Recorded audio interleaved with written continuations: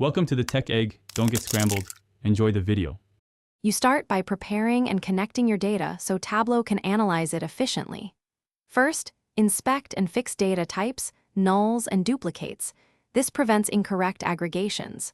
Once connected, choose live versus extract depending on size and refresh needs. Extract speed dashboards. Make sure to define joins or relationships and apply source-level filters to limit rows. This early work saves time later and ensures accurate measures and dimensions for building visualizations.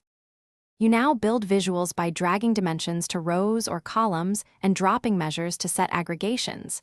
That gives you charts instantly.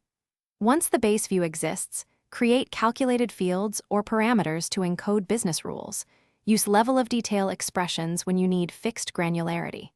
Apply filters, groups, and bins to simplify categories and build hierarchies for drill down. Make sure to test with sample values so you understand why a calculation returns those results before proceeding to dashboard layout.